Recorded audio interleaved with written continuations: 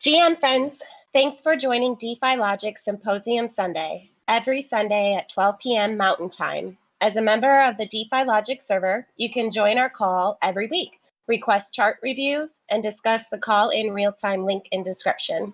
DeFi-Logic is the crypto think tank for better decisions. In today's community call, we'll review daily dose reports from the previous week, starting with Asset Ownership Revolution from Tangible for NFTy Tuesday, tokenizing real-world assets and tangible TNGBL wallet activity for MMA Monday, WWF Wednesday, and Token Audit Thursday. Also discussing regulatory challenges Tangible might face in the future for FA Friday, and finally S&P and DYX for Stock and Legacy Market Saturday. And let's get started with Ambrosia for NiFTy Tuesday, discussing Tangible's NFTs.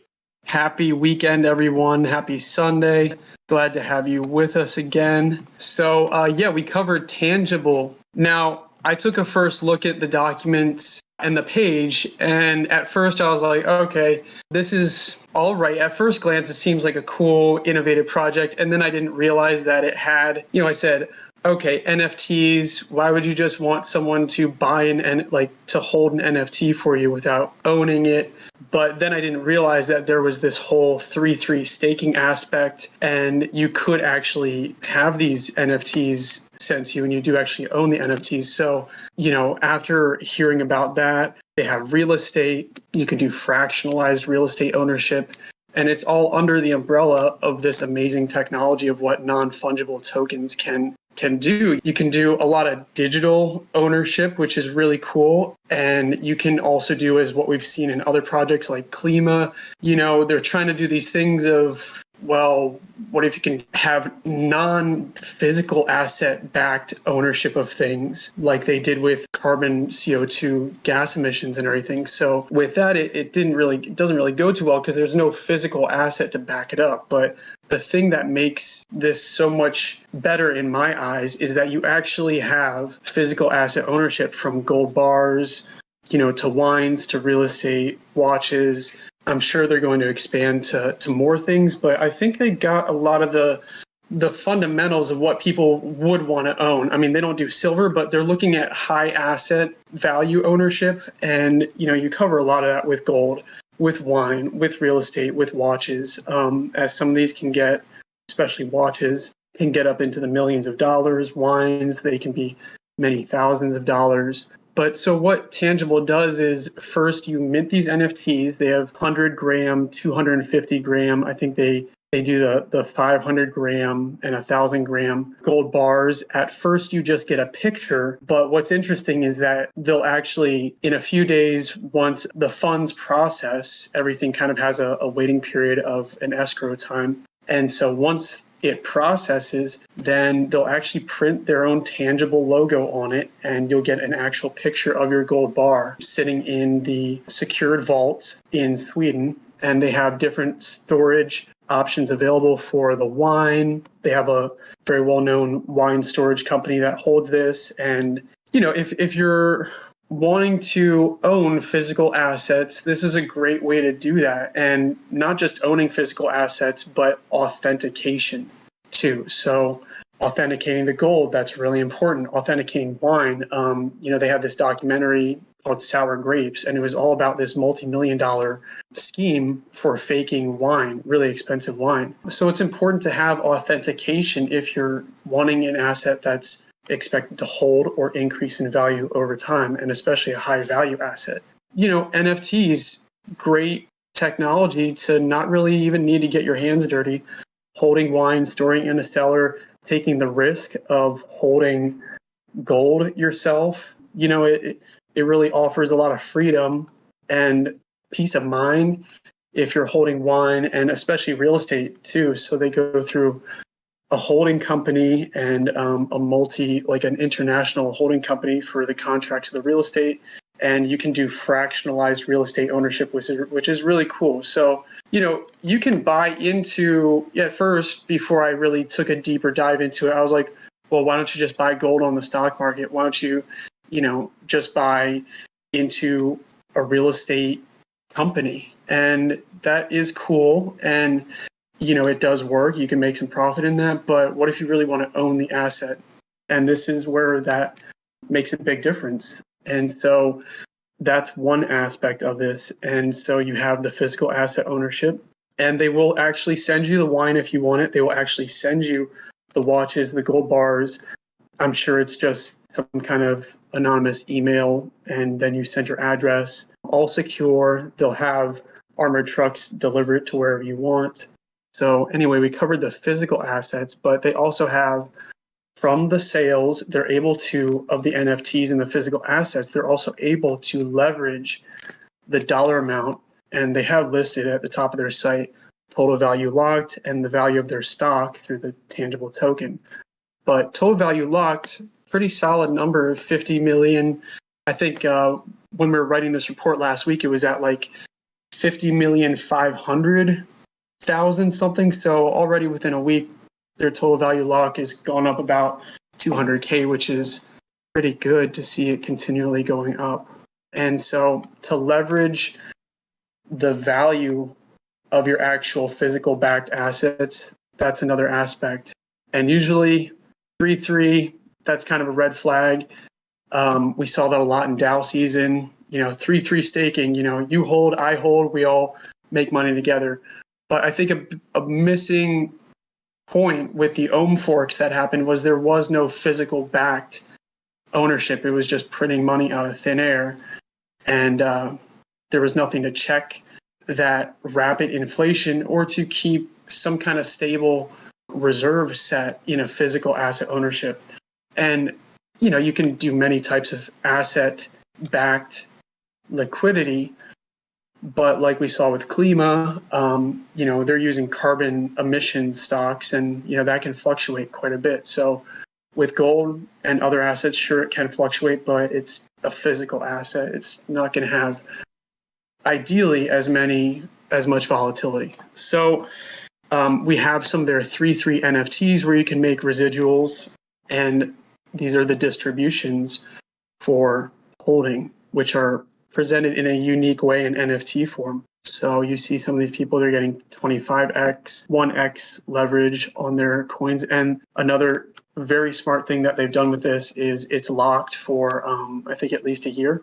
This one's locked for 3 years. So it unlocks 2026. I'm guessing that the longer that you lock for, the higher leverage that you get, which is really smart to do. So again, there are implications that this is a great way to launder money, but I think just for the regular consumer, this is a pretty smart project.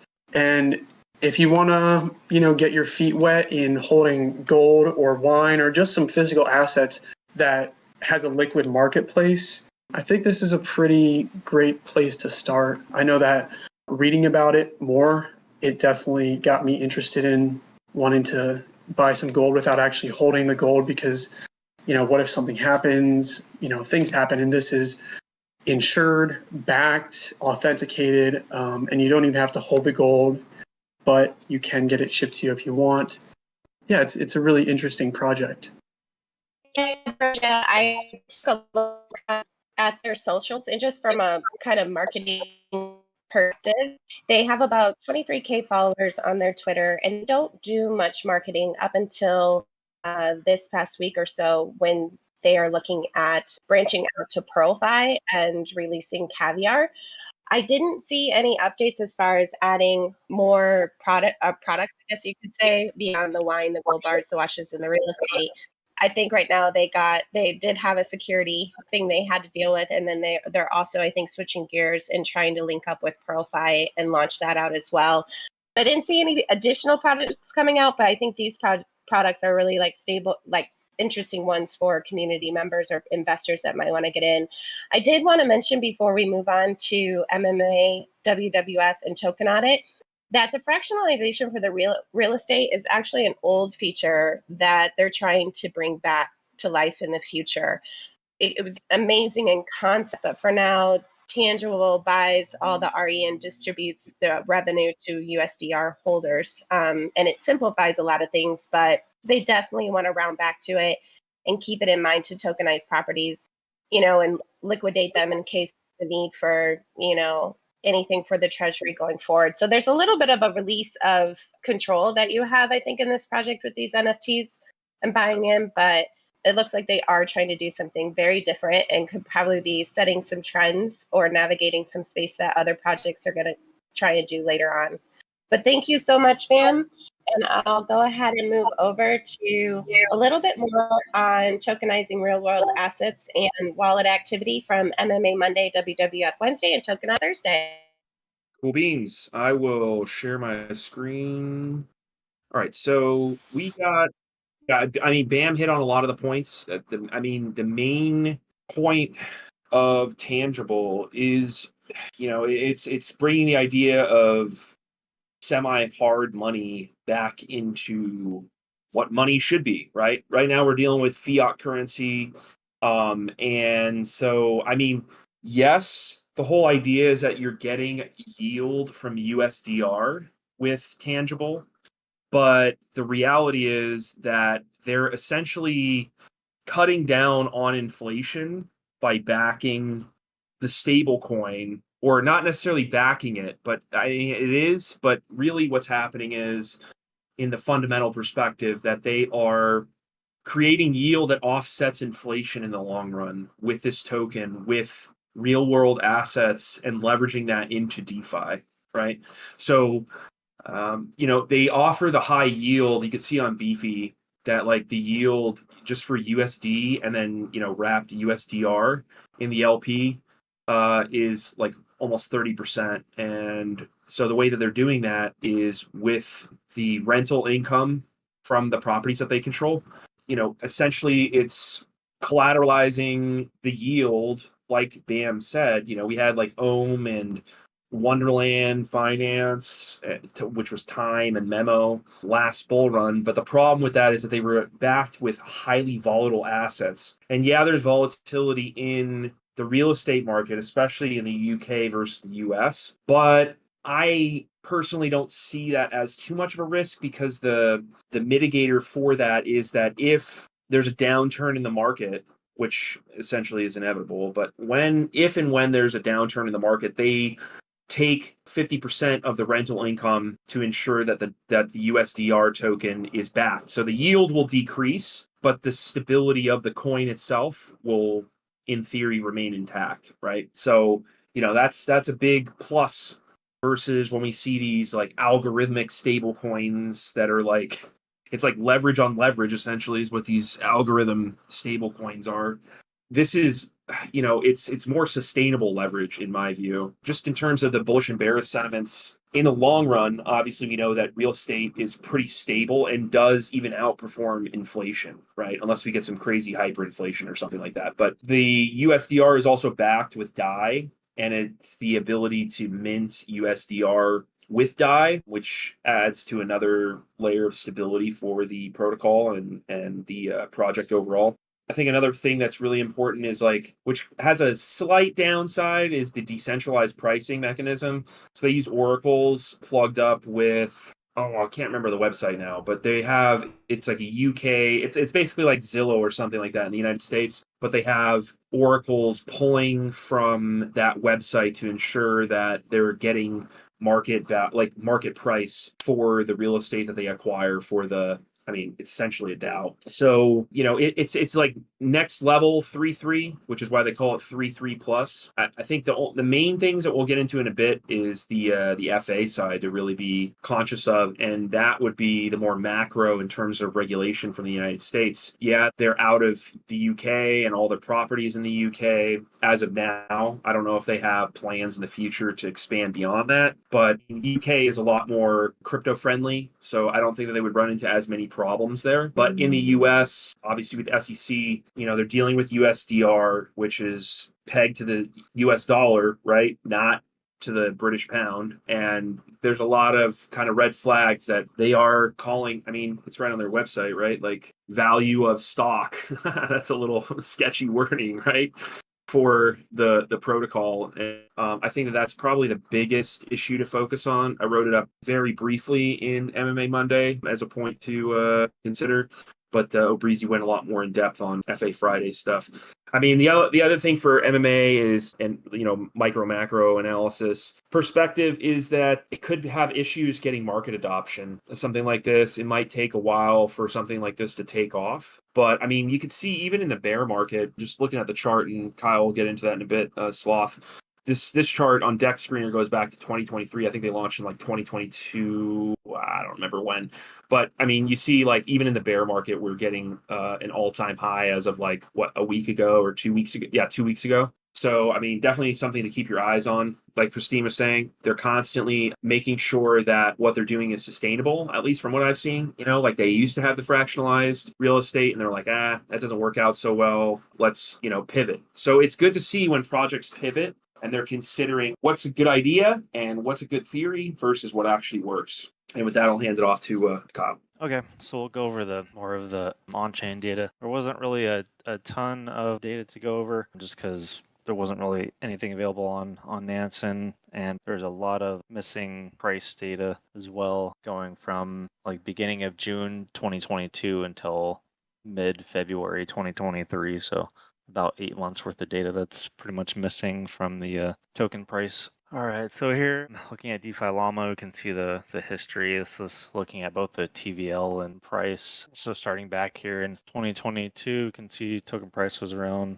$16, and then we didn't really see the TVL start taking off till about July 2022. And then looking at the current pricing at about $7, and then TVL is currently sitting at about 37, which is pretty big change. I mean, if you look just from 2 weeks back, I mean, we're at about $80 million TVL, the $16 token price. So it's been a pretty drastic drop in the recent couple weeks. Not really a ton of liquidity, only, a little over $2 million, and that's between both the Balancer and Uniswap liquidity pools.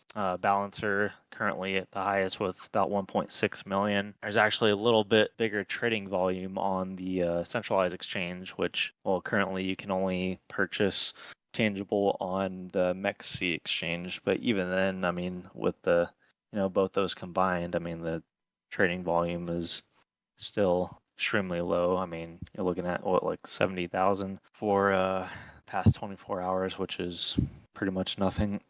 But yeah, that's about it as far as the trading. There's not really a ton to look at on that front. Yeah, here we can see the trades from the USDC tangible balancer pool. Obviously, not much activity. Is only 52 transactions in the past 24 hour. And then if we go here and look at the actual pool, you can see a little more information. So pool value is currently 1.4 mil. You can see the total fees generated in the last 24 hours. So we can see the pool composition. So the tangible token actually makes up 80% of the pool, and then USDC makes up the other 20%. And then here, so this is the current yield from the tangible token. So this is the yield. So when you go to mint the USDR with tangible, then these are the yield values currently. And it kind of fluctuates. If we look at the history, I mean, it's been kind of steady around like the 6% to 8% range. So fairly steady for the last 6 months, which is a pretty good sign. I mean, that's probably way more than you're going to get from most other TradFi assets. And then as far as the token holders, there's really not that many, only about almost 3,800 addresses total. And the distribution is a little concerning just because, as you can see, I mean, the top 100 have 99.99% of the tokens currently. But just looking at this at face value, it doesn't really tell you the whole story because, right, this top address here, you can see, which has 81% or about 27 million tokens. That's actually the wallet address for the 33 NFTs. So those who are staking the tangible token for the yield, that's actually what that address is for. So it's actually kind of a culmination of all of the tangible holders here who are actually staking their tokens for the yield. But yeah, that's it as far as data is concerned. And then we can kind of go over more of the actual token. So here we can see kind of how it works, right? So you select what items you want. Say you want a bottle of wine, you pay the USDR value. It goes into a smart contract, mints the NFT, which goes into your wallet. the fees go to the tangible custody wallet, and then what they do, they purchase the items from the partner, and then they go ahead and then store it into a vault. The physical goods go into a vault. So basically, the point of the token was to kind of bridge two real-world problems, right? They wanted to provide a liquid market for off-chain assets, and then also facilitate a marketplace for crypto investors who can buy, sell, and trade the tangible assets. So the team says that the current annual global trading volume for collectible goods, which includes art, wine, antique cards, things of that nature, is estimated to be over $154 billion. So basically the entire point is to get those goods and then make them mintable, tangible NFTs, which can then be traded amongst anybody just using cryptocurrency. So this kind of gives the real world utility and function of a digital asset. And then the USDR, which is the stablecoin. So there's kind of three main attributes of it. So it's both a store of value, a stable unit of account, and then also medium of exchange, right? So you're using it to exchange those tangible NFTs. And then also, it grants the holders defense against inflation and it's supposed to be a means for wealth generation in the middle of market volatility. So they chose real estate for the collateralization since it doesn't really face the same debasement as a fiat currency. Obviously, you can't really just print real estate into existence like you can with fiat. Even though it's still somewhat speculative, it's definitely a lot more dependable than obviously just holding fiat currency. So the real USD treasury, it's basically tasked with responding to changes of the backing asset, right? It's supposed to allocate as much as possible to the yield generating holdings and then also maintaining enough liquidity to support swaps at all times. So within the treasury, the TNFTs make up about 50 to 80%, and then they hold DAI solely for redemptions of the USDR, which makes up about 20 to 30%. And then the protocol owned liquidity, just to ensure you can swap the assets, makes up about 20 to 30%. And then there's also an insurance fund, which is comprised mostly of blue chip cryptos to provide a buffer for growth, which makes up about 5 to 10%. And then the tangible token makes up to a maximum about 10%. So yeah, these measurements are kind of subject to change as the team kind of stress tests. 99% of the token supply is locked into. And then tangible is also the governance token of the network. So it's got a maximum supply of 33.333333 and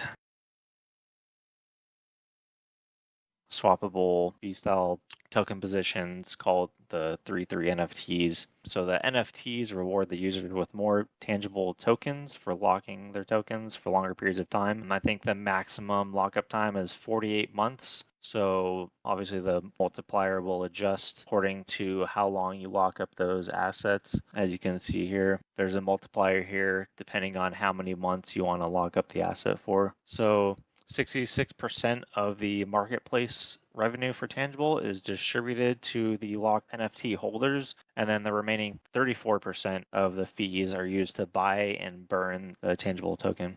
And then you can also use tangible to mint the USDR as well. There is limits though, so the amount of USDR that can be minted with tangible cannot exceed 10% of the backing of USDR. So basically the treasury uses DAI from the minting process to purchase the TFNFTs property from the marketplace. The valuations obviously will be updated monthly, just depending on the property valuations. They're working on integrating on-chain Oracle solutions to provide decentralized access to API for valuations. So the team's, continuously auditing their project just to ensure, high standards of security. So one thing they were facing with the multi-chain hack was they had to redeploy the USDR since some of those components were affected during that hack. But yeah, that's pretty much it as far as that goes. As you can see, it just kind of shows the process as far as what happens behind the scenes when you purchase the asset. So after you purchase it, and then it goes into the smart contract, and then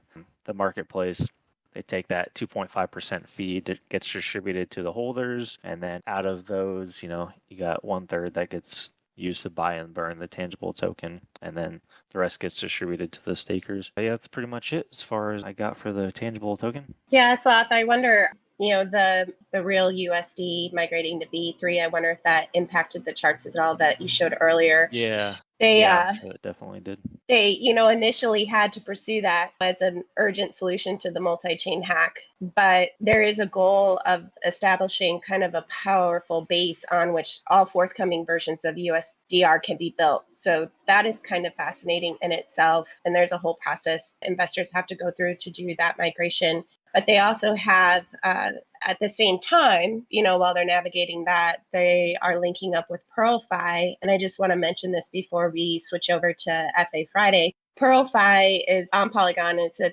3-3 exchange. So their perspective of that is just mint, stake, and sit back. And we all know that there's always more to that, but it's interesting that they have a couple things going on right now, trying to, what Pepe said earlier, is pivot when necessary. And I do see a lot of kind of pivoting happening in this project. Yeah, so as far as like after the multi-chain hacked, so when part of what happened when they launched the V3, so all of the contracts and the protocol are sitting behind a proxy now too. So basically going forward, they can go ahead and basically make any updates they need to without doing a full redeployment. So going forward, it shouldn't be an issue. Nice. So I'm going to turn it over to Pepe and O'Breezy. Let's get O'Breezy up here and we'll see what regulatory challenges they will face going forward.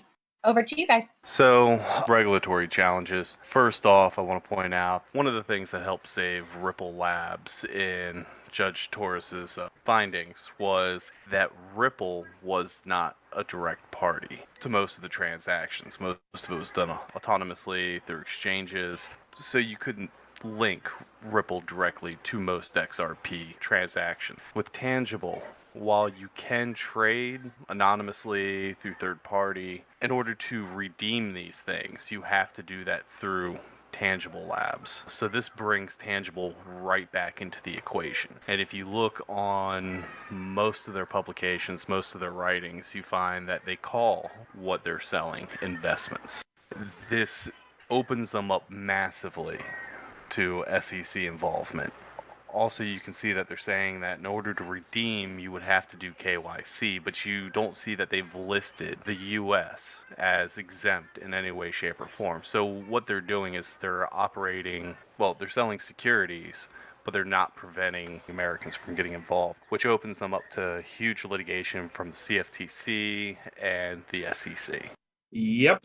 And to that point, to further solidify that, we got some alpha from Meta Lawman. If you don't follow this guy on Twitter, I highly recommend it. He's an attorney that focuses on crypto, metaverse, Web3. And I think this was yesterday.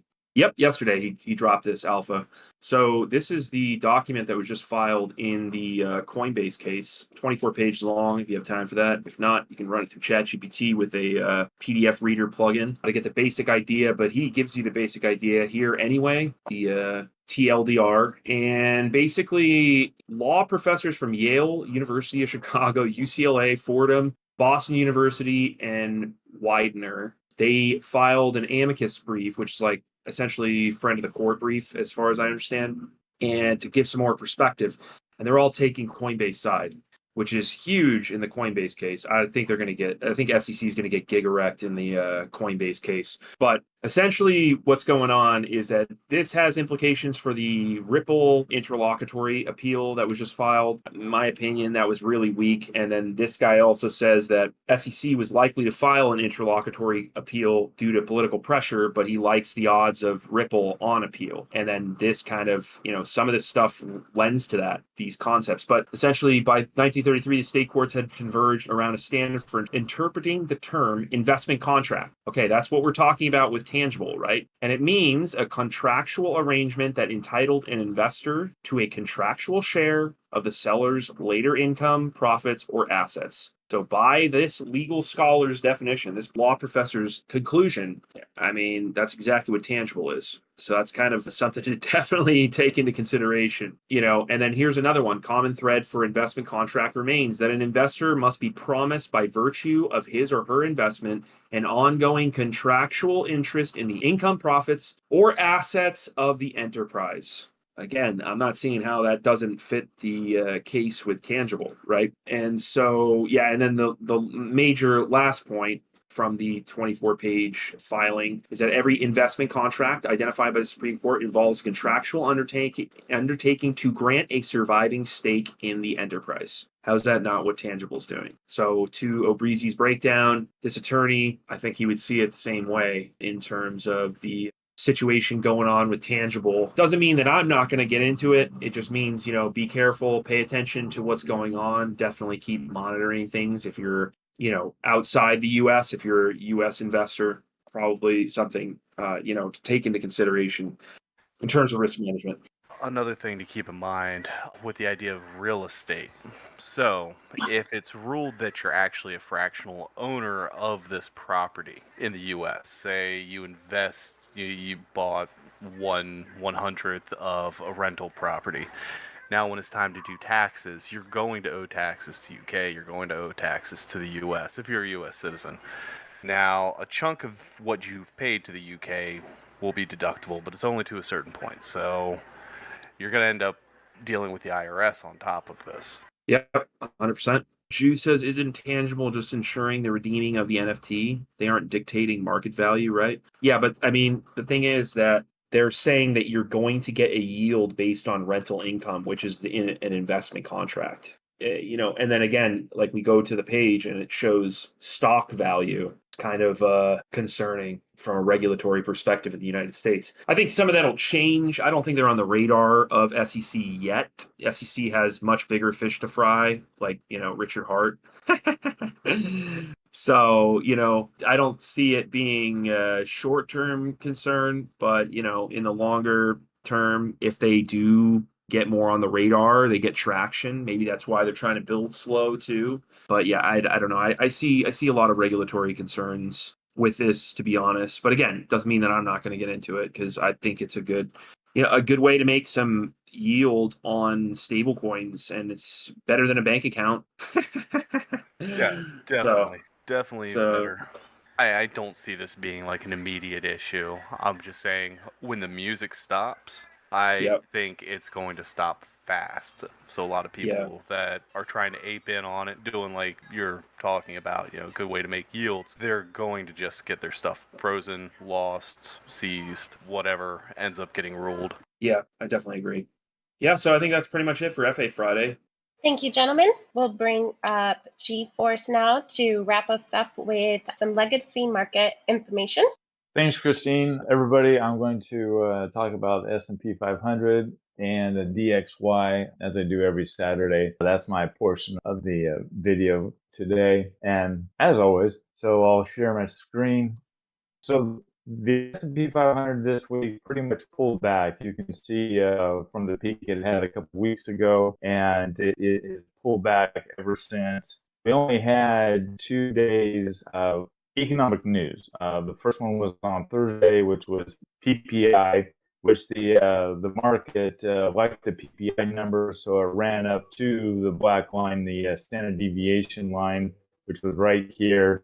And then end of the day, it just pulled back and closed much longer, just above Bollinger Band, lower band right here. So basically, the next day we had PPI numbers first thing in the morning, and they weren't as good as the CPI numbers. CPI is a consumer price index, which dropped a little bit, which is what the Fed wants. But PPI, which is producer price index, which means manufacturers, what they need, what their cost is to start manufacturing. And that was still higher than what they wanted and what they expected. And what I mean by they, it's the market. So basically, there was no upside, even though the day ended up on the positive side. There was very little traction, there was very little movement, and it just sat right at that 2x lower band. This coming week, there isn't that much economic news here. The only thing really is the Fed note that are going to be open to the public on Wednesday. So you'll just see that the S&P is starting to pull back. As I said, last month and the month before, the S&P just kept making, 52-week high, 52-week high, another 52-week high, 52-week high, and then another 52-week high. So this pullback is expected, and how much of a pullback it's going to be, nobody knows at the moment. So DXY chart is behaving like it's supposed to, and it went all the way to the 3x down here a few months ago. Then it ran up to the standard deviation line, which is the mean as well, and it's gone up ever since. Friday, it broke this immediate high right there, and then it broke it yesterday. Sorry, on Friday. On Friday, it broke, and then I think so up to the 2x band right here, the upper band, which is not great for crypto. As you can see, crypto hasn't been doing much this last several months. So this could be one of the pictures that keeps crypto down. So that's it for me this week. Thank you very much, and you guys have a great week. Thank you, GeForce. And that's it for this week. Remember, as a member of DeFi-Logic, you can review the Daily Dose Forum, where we publish analysis on various research topics. Also, DeFi-Logic members interested in alpha testing our ETH spot trading indicator and new XRP strategy developed by Cryptix. The service is free until we launch. Thanks for joining, and we'll see you at 12 p.m. Mountain Time next week. GN friends. Join us next week in Discord for Symposium Sunday at DeFiLogic.com.